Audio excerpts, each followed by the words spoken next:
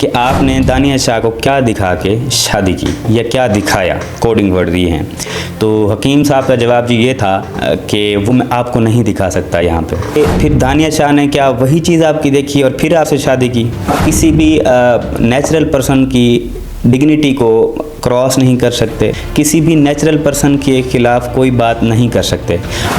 السلام علیکم جی، دانیال رضا آپ سب کی خدمت میں حاضر ہے۔ ناظرین، دنیا میں جہاں کہیں بھی پوڈ کاسٹ بنایا جاتا ہے یا دیکھا جاتا ہے تو اس کا اصل مقصد جو ہوتا ہے وہ ہوتا ہے انفارمیشن پرووائڈ کرنا اور ویلیو کریٹ کرنا، لیکن پاکستان میں انفارچونیٹلی اس کا الٹ ہی ہوتا ہے۔ یہاں پہ کنٹروورشل جو ہے پرسنالٹیز کو پوڈ کاسٹ میں انوائٹ کیا جاتا ہے۔ پہلے تو ان کو بہت زیادہ عزت دی جاتی ہے، ان کے جو ہے پروٹوکول میں کوئی کمی نہیں چھوڑی جاتی۔ دین وہ جب پوڈ کاسٹ شروع ہوتا ہے تو اس کے ساتھ ساتھ ہی جو ہے بہت ساری باتیں شروع ہونا سٹارٹ ہو جاتی ہیں۔ جی آپ ڈٹھائی کے ساتھ بیٹھے ہوئے ہیں، آپ کو شرم نہیں آتی، مطلب اس طرح کی جو ہے وہ لینگویجز یوز کی جاتی ہیں پوڈ کاسٹ میں۔ 1 نومبر 2025 کو اینکر ریحان طارق صاحب جو کہ کیمیکل انجینئر ہیں، ان کا ایک یوٹیوب چینل ہے RTS 24، اس پہ ایک پوڈ کاسٹ اپلوڈ ہوتا ہے اور اس میں جو گیسٹ ہیں ان کا نام حکیم شہزاد ہیں۔ جی بالکل وہی حکیم شہزاد جن کی جو لینگویج ہے وہ بہت انڈیسنٹ لینگویج وغیرہ وہ یوز کرتے ہیں، غیر اخلاقی بعض دفعہ وہ لینگویجز یوز کرتے ہیں، ان کو اپنے پوڈ کاسٹ میں بلاتے ہیں ریحان طارق صاحب، جو کہ تقریباً 2 گھنٹے کا پوڈ کاسٹ ہے۔ جو ایک پروگرام ہوتا ہے جو لائیو چل رہا ہوتا ہے وہ تو لائیو چلا جاتا ہے، اس میں کوئی کٹنگ کوئی ایڈٹ وغیرہ نہیں ہو سکتا، لیکن ایک پوڈ کاسٹ ایک انٹرویوز جو کہ ہم بھی کرتے ہیں اور ڈفرینٹ اور بھی لوگ کرتے ہیں تو وہ ایڈیٹیبل ہوتا ہے، اس کو ایڈٹ بھی کیا جا سکتا ہے، اس کو ڈیل بھی کیا جا سکتا ہے، اس کے کچھ کلپس ریموو بھی کیے جا سکتے ہیں۔ اس 2 گھنٹے کے پروگرام میں ریحان طارق صاحب جو ہیں اینکر، ان کا ایک سوال تھا۔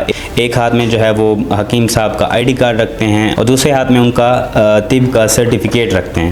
تو وہ گیسٹ سے سوال کرتے ہیں حکیم صاحب سے کہ آپ نے دانیہ شاہ کو کیا دکھا کے شادی کی یا کیا دکھایا، کوڈنگ ورڈ دیے ہیں۔ تو حکیم صاحب کا جواب جی یہ تھا کہ وہ میں آپ کو نہیں دکھا سکتا یہاں پہ۔ تو اس بات پہ جو ہے وہ ساری جو آڈینس وہاں پہ بیٹھی ہوتی ہے وہ بھی ہنس پڑتی ہے اور اینکر بذات خود بھی ہنس پڑتے ہیں۔ تو اینکر کا اگلا سوال یہ تھا کہ کیا مولوی صاحب کو بھی وہی دکھایا تھا آپ نے؟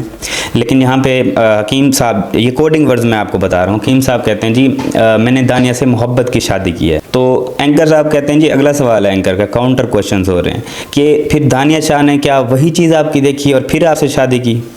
تو یہاں پہ سوال و جواب کا اسی طرح ان کا ایک یہ چلتا رہتا ہے۔ یہاں پہ ایک تنقیدی جائزہ بنتا ہے۔ ناظرین، پیکا ایکٹ جس کو ہم prevention of electronic crime act کہتے ہیں، اس پیکا ایکٹ کی سیکشن 21 اور 22، 21 اور 20 کی سراسر خلاف ورزی ہے۔ اس میں کسی بھی نیچرل پرسن کے خلاف کوئی بات نہیں کر سکتے۔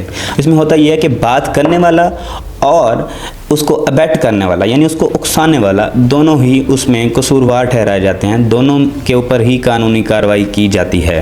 ناظرین، جہاں پہ حکیم صاحب نے ذرا بھی خیال نہ کیا اپنے گھر کی عورتوں کو ڈسکس کرنے کا، وہاں پہ اینکر صاحب نے بھی یہ ذرا نہ سوچا کہ میں اس کو ایڈٹ کر دوں، اس کلپ کو ڈیل کر دوں، بلکہ یہ ہو رہا ہے کہ مسلسل کچھ دنوں سے وہ کلپ ڈفرینٹ پلیٹ فارم پہ سوشل میڈیا کے وہ لگایا جا رہا ہے، اس پہ ریٹنگز اور ویوز لیے جا رہے ہیں۔ ناظرین، یہ ساری باتیں اخلاقیات کے دائرے سے باہر ہیں، انڈیسنٹ لینگویج جو ہے وہ اس میں یوز کی گئی ہے۔